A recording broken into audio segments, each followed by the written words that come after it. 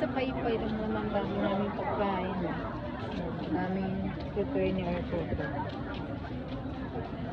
Tapos bumili silang 3 box ayun susunugin lang. Napakamahal.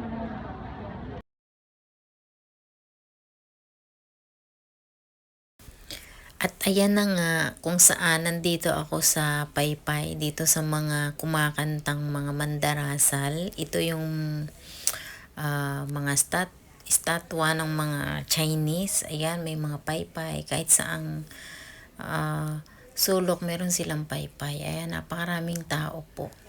Ayan, ikot-ikot tayo hanggang sa maikot natin itong paypay nila. Ayan. Papunta po ako sa dun sa paypay namin.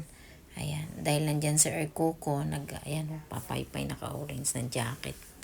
Ayan, ayun yung lugar kung saan sinusunog yung mga papel. Ayan, bumili kami ng 3 box na mga papel. Ayun, doon namin sinusunog yun.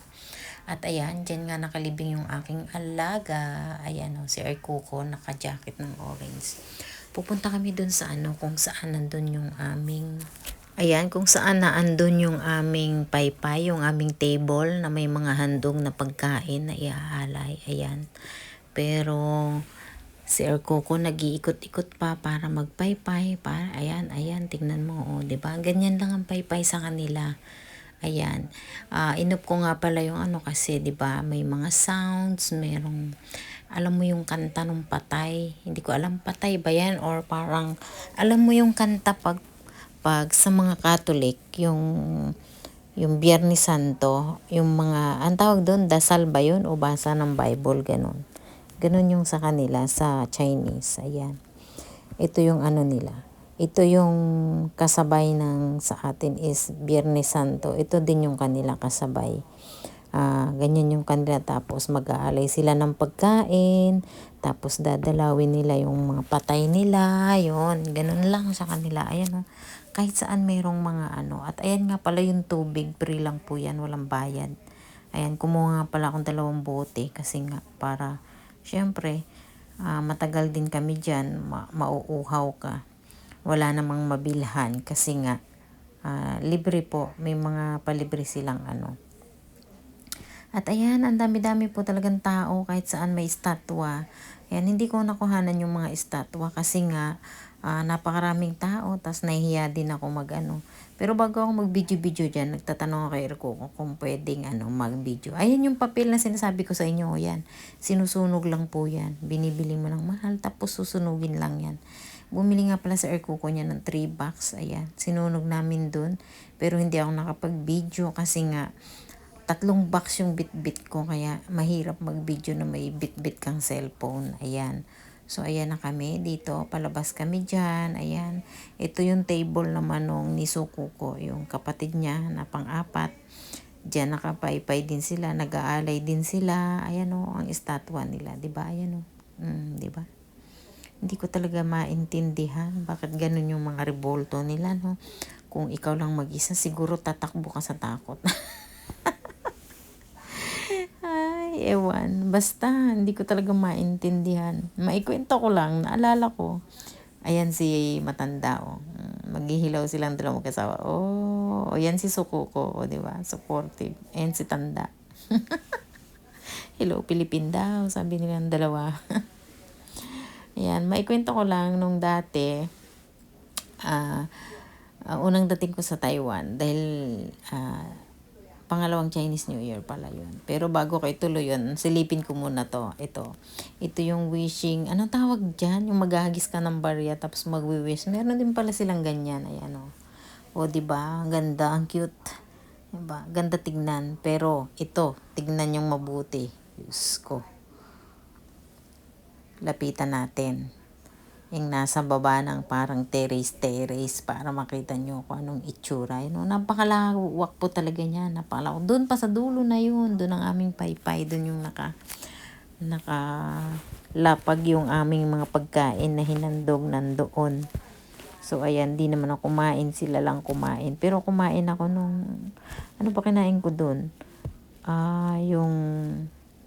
Kasi mahilig ako doon yung para siyang, hindi ko alam kung ano yun. Parang siyang, torta. Parang torta. Yan ang gusto ko. Masarap. Di ba? Ganda talaga ako dyan sa wishing ano yun, no? Di ba? May bulaklak. Ito yung ano. Tingnan mo. Yan. Di ba nakakatakot itsura? May ilaw-ilaw ang mga mata. Tingnan mo. Oh, ayan. Oh, di ba? Pag ikaw lang mag-isa dyan, madaan mo yung rebolto. Hindi ko pala nakuhanan yung rebolto niyan. Pag nakita mo yung reboltong nakatayo doon, ako malamang tatakbo ka talaga. Ito lang yung ano nila, yung paypay, yung libingan nila, no? Napakaganda, malinis. So, hindi ka matatakot pumasok sa loob.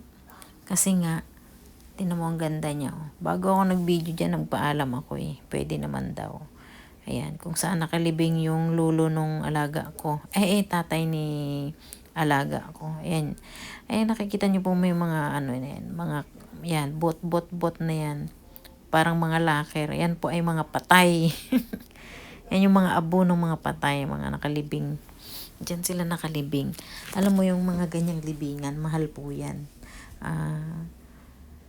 Parang, basta mahal yan.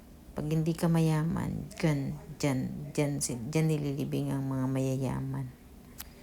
mayayaman. Lalo yung sa alaga ko, napakaganda ng libingan niya. Kung dun sa kabilang building naman siya. Ayan, ang daming taong ganda, linis talaga yan. Hindi niya makita yung biyanan niya, kaya lumabas ulit kami. Dahil di niya makita yung pangalan ng biyanan niya. Naandun lang pala sa harapan namin. O balik na naman kami. Kasi tumawag na siya dun sa amo ko kung nasaan daw yung lulo niya, sa nakalagay. Kaya babalikan ulit namin, sisilipin ulit namin doon yung biyanan niya. Sa pangatlong balik na yan, nakita na namin. Ayan, nakita na namin yan. Ayan, sabi niya. Tuturo ko pa talaga yan. Ayan, yung biyanan niya. Di ba? Nakalimutan niya kasi. Ayan, doon naman kami, lipat kami kay Lolo. Ayan, doon sa alaga kong napakalurit na nawala na. Ayan, namatay nga pala si Akong nung October namatay si Akong. Tapos November umuwi na po ako ng Pilipinas. Ayan, hanggang January. So, bumalik po ako dito ng January 20. Ayan. Andito lang sa harap na yan, nandyan yung aming mga inihandog na pagkain para kay Lolo. Ayan, so ito, papasok namin sa loob. Alam nyo po, mas maganda ito. Kasi ito po ay, sabi nila, milyon daw dyan. So, ang ganda po talaga, malinis. Aircon naman, malamig. So, tsaka hindi kailangan mag-aircon ngayon kasi winter. Di ba? Ang ganda ng libingan niya. Sabi ko nga pagpasok, Akong, ang ganda ng bahay mo ah. Tawa sa aircon ko eh. Ayan, di ba? Ang ganda oh. Ang ganda ng libingan niya. Ayan, di ba?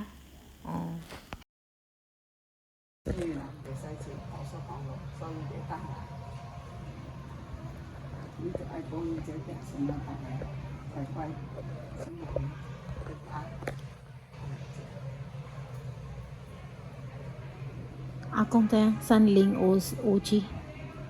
Sanling Ochi.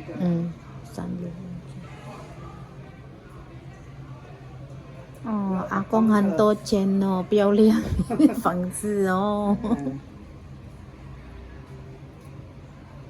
这就是基督的，是这边是基督的，比较漂亮十字架。这很贵的呢。对，好贵。红椒他们一家人就买到那一边，他们一家人。是哦。那个老板哦。老板啊，对啊。是哦。不知道买到哪里，他们订好的，那红色的都是订好的。有人订了。这个红色好啦。就是里面没有，他要卖掉了啦。有人买。At ayan na nga, palabas na kami dyan. Uupo muna. Tatambay lang saglit dyan para ibig sabihin, parang dinalaw mo yung patay mo. Kung baga, di ba sa atin, pag dumalaw tayo ng patay, mag-i-standby muna tayo doon ng mga ilang minuto, 30 minutes, gano'n, saka natin iiwanan. Yan. Sabi ni Erko ko, dyan din daw siya. Napakaganda talaga, tingnan nyo. Ang ganda ng ano. Hindi ko siya mabidyohan ng ano kasi nga, tawag dito, nakakaya, maraming tao. So, ayan yung ano ng patay. Diyan yung ano ni ako. Lahat yan, yung mga ano na yan, may-ari, may mga patay. Na maalama, ikwento ko lang, nung si Lulo ay nakaburol kasi, nung namatay yung alaga ko, inilagak lang namin siya sa isang paypay temple. Kung saan, lahat ng mga patay, daming patay doon, naka-freezer. Pipick upin lang siya doon kung kailan nila gustong ilibing yun. Tapos, ang pinaglalamayan ng tao is yung photo frame na lang niya, tsaka yan. Yung ano na yan, hinahanap namin dyan. Kasi nakita ko na siya, hindi nyo makita. Yan, pilit sa kanya. Hindi daw yun. Dito daw sa baba. Sabi ko na nga, yun na nga. Yan. So, yan. Lahat yan, diba? Ganyan. Tapos, ang ganda nung ano talaga nila. Napakalinis. Tapos, basta ang ganda. Tapos, yung mga flower nila, talagang mga sariwa na orchids. Ang gaganda. Talagang maano ka. Ayan, may mga handog silang pagkain, tubig, soft drinks, ganun. Basta, maraming anong pagkain yan. So, ayan. Ikot-ikot lang ako dyan kasi nga,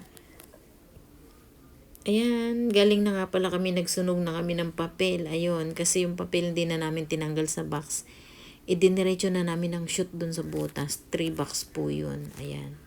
So, ayan, paalis na nga kami. Ay, napakadaming tao. Tapos na kaming magsunog. So, kukuhanin na namin yung aming inihandog na pagkain. Tapos, kukuliktahin namin yun.